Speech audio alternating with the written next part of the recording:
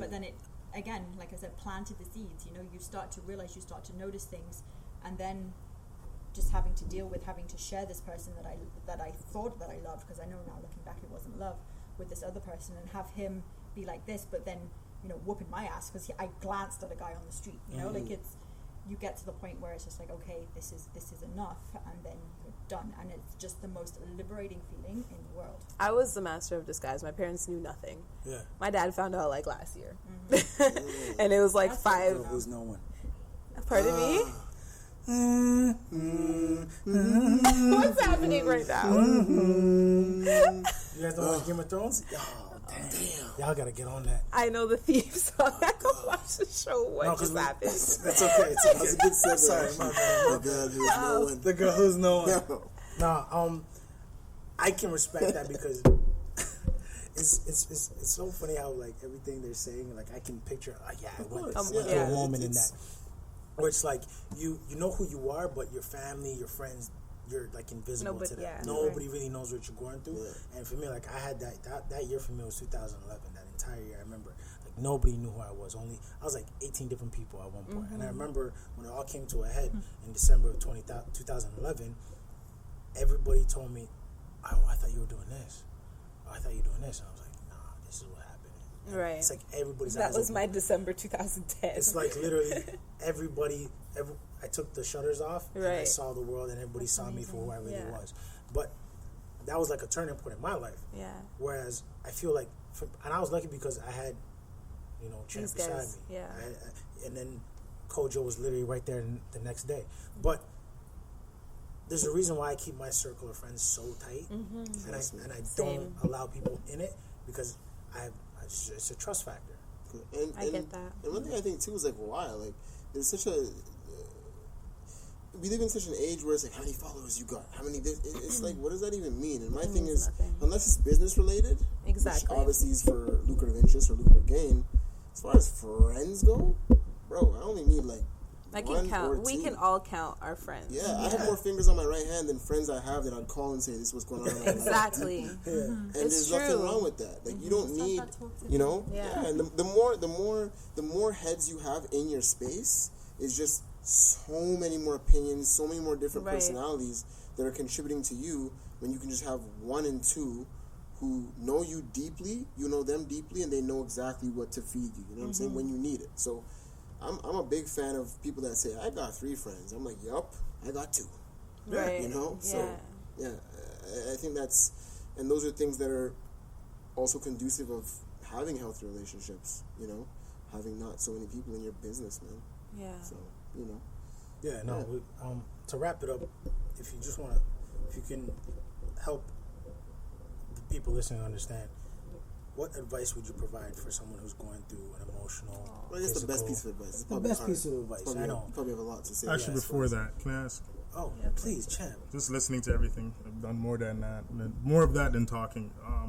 Clearly. I hear some similarities with both sexes. Like there's certain things that we can both parties can say, yeah, you know, I get that.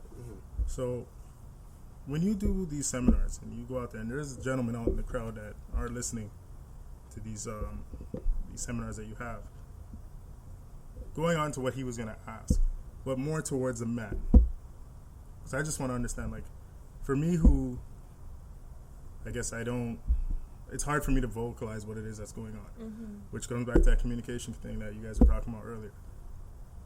How do you help a man break that cycle? Because if you want to grow with him, and you want that whole starting independent thing to become one thing with both parties, how do we break that cycle? Because I think that's a big thing with guys that we always had an issue with. From like childhood to now, is like just being able to say, hey, like I don't know how to tell you. I think for me, if I was in a situation and a man said that to me, I would make it very, very clear that anything you tell me, anything that you feel, anything that you've been through, does not make you any less of a man. And That's a big one. you are entitled I like that. to feel what you feel. You know, just because you have a different set of genes to me doesn't mean that you don't get to feel pain and you don't get to feel hurt and emotional and scared, you know? I think that men you guys are very action oriented, in the sense that like, I agree with you, Jess, but I also think that, like, we have to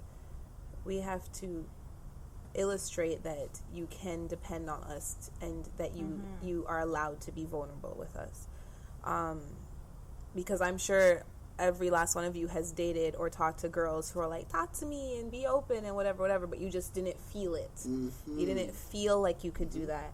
And if your partner or potential partner allows you to feel that, and maybe that comes from her being vulnerable and transparent with you, or maybe that comes from her, like, at the end of the day, it's still going to take, like, your question was, how do you guys do that? Like, it's still on you to do it. Like, we can say anything we want to say. You have to trust your own instinct and take the chance to take that step to know and that you're safe. Yeah, to know that you're safe, exactly. And I mean, like, if you're going through situations and you're still quiet and shut down, it might be because you haven't introduced people into your life that you felt safe with, or you felt that you could be vulnerable with. Preach.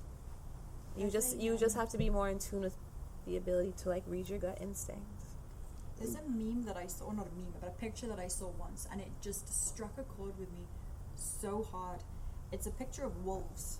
I love wolves. And it's a male wolf, and the female's underneath him, and she has her head down. And the picture says that it looks like the woman's cowering under the man. And actually, in reality, what's happening is that he's being attacked, and she's protecting his throat. And I think that's how, to me, that sums up a relationship and how a man and a woman should be, is that you can cower under him and be protected by him, but at the same time, you're protecting his throat. You know, you're keeping him safe. And I think ultimately that's how it should be. Yeah, it's dope. That's actually really And dope. to go on with that, because that's what happened to me. Like, no offense to this Ashram, what she said, but it wasn't until somebody exposed me for the flaws that is normal with a guy. Like, in the case of always being like, no, I got this, it's all on me, like, I gotta take all the burden, like, don't worry about that. It wasn't until I had a woman kind of like come under my neck and be like, I got you. And like help me feel that was when I was like, oh, that's huge. you guys are onto something here. And now more than ever, I'm totally with women empowerment. I'm totally with you know, the idea of, all right, I don't have to do this, I don't have to be the breadwinner, I could just be the guy who puts in my end and you could put in your end, and we could build that mansion together, right? So Yep. I don't know, just that's huge. And if that's what's going on, if that's what you guys are endorsing, I'm 100% behind you on that. Thanks. I think it's a good point. I think it takes a lot for a man to kind of to see that, like you said, Champ, and embrace it. I think a lot of men struggle with that. To see to kind of it's like men perceive themselves as Michael Jordan. They don't need a Scottie Pippen. But then when a woman comes in and she's just as good as they are, then she's just as good as MJ, it's like, oh snap, now I gotta kind of share the duties. So I think when a man can embrace that and accept that, it makes him that much more powerful, stronger, and it makes them stronger as a unit. But the sad part is a lot of men can't. You know, they can't give up that masculinity, for lack of a better term. They can't give up some of that masculinity. Well, it's just like there's a lot of women. The same thing with two independent women, so to speak. Like, I put out a post begging women to accept the love a man gives them, because a lot of women do end up with amazing men, but they can't see it. Their blinders are on too. So it's just like, let him love you.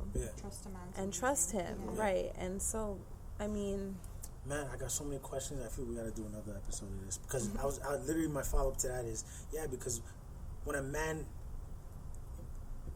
opens up and is emotional and gives up his emotions to him, and a woman oftentimes perceive that as, oh, you're so soft.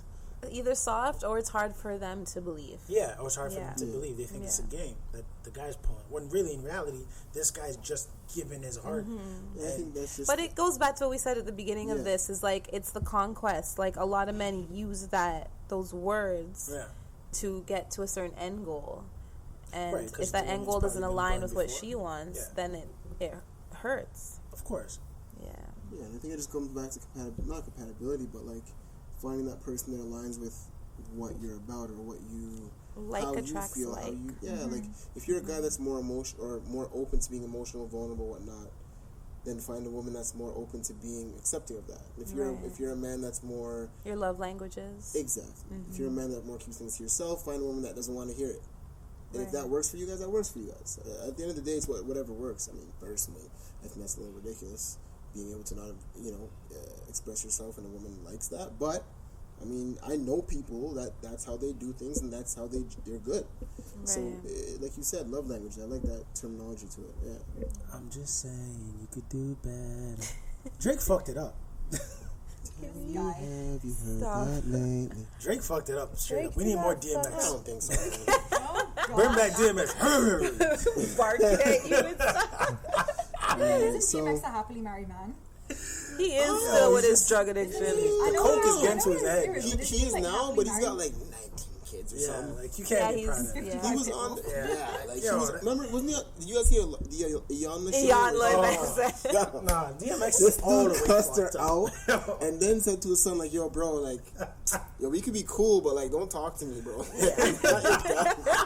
was like, wow. I love DMX as a rapper. No, like I love. But, like, not as a person. No. He's just. I always thought DMX was married.